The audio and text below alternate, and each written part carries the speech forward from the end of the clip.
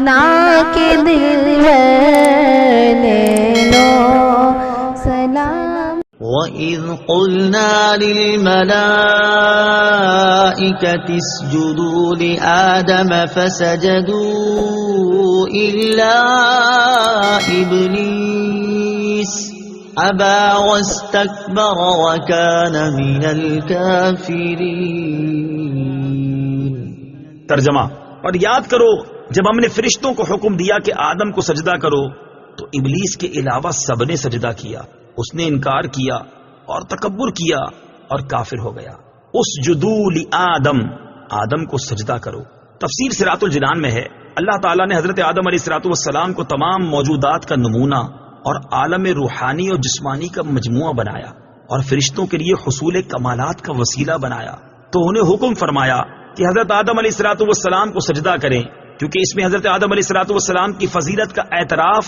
اور اپنے مقولہ اتجعل فیہا کی معذرت بھی ہے۔ بہرحال تمام فرشتوں کو سجدے کا حکم دیا گیا اور ملائکہ مقربین سمیت تمام فرشتوں نے سجدہ کیا،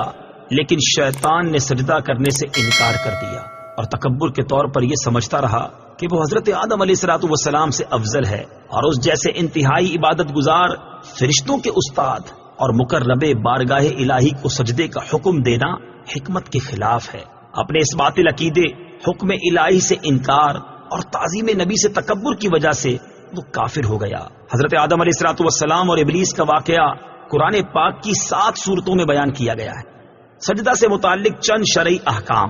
اس آیت میں سجدے کا ذکر ہے، اس مناسبت سے یہاں سجدے سے متعلق چند احکام بیان کیے جاتے ہیں۔ نمبر 1، سجدے کی 2 قسمیں ہیں، عبادت کا سجدہ، تعظیم کا سجدہ۔ عبادت کا سجدہ کسی کو معبود سمجھ کر کیا جاتا ہے اور تعظیم کا سجدہ وہ ہوتا ہے جس سے مسجود یعنی جسے سجدہ کیا جائے اس کی تعظیم مقصود ہوتی ہے۔ نمبر 2، یہ قطعی عقیدہ ہے کہ سجدہ عبادت اللہ تعالیٰ کے لیے خاص ہے، کسی اور کے لیے نہیں ہو سکتا اور نہ کسی شریعت میں کبھی جائز ہوا۔ نمبر 3، فرشتوں نے حضرت آدم علیہ السلام کو تعظیمی سجدہ کیا تھا اور وہ باقاعدہ پیشانی زمین پر رکھنے کی صورت میں تھا، صرف سر جھکانا نہ تھا۔ نمبر 4،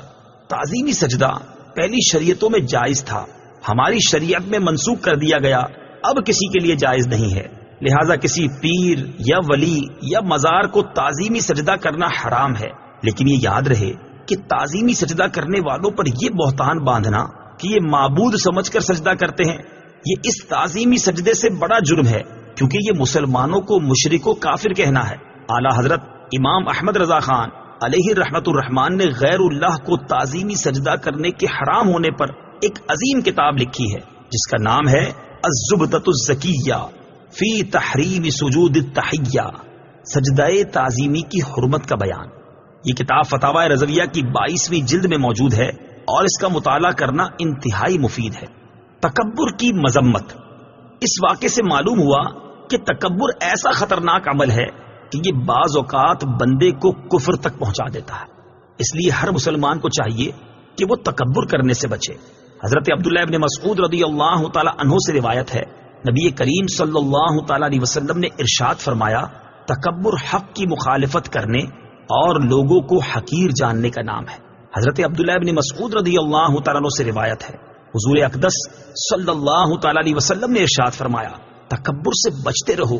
کیونکہ اسی تکبر نے شیطان کو اس بات پر ابھارا تھا کہ وہ حضرت آدم علیہ السلام کو سجدہ نہ کرے۔ ترمذی شریف کی حدیث ہے، حضرت سلمہ بن اکوع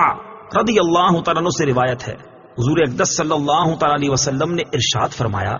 آدمی دوسرے لوگوں کے مقابلے میں اپنی ذات کو بلند سمجھتا رہتا ہے، یہاں تک کہ اسے تکبر کرنے والوں میں لکھ دیا جاتا ہے، پھر اسے وہی عذاب پہنچے گا جو تکبر کرنے والوں کو پہنچا۔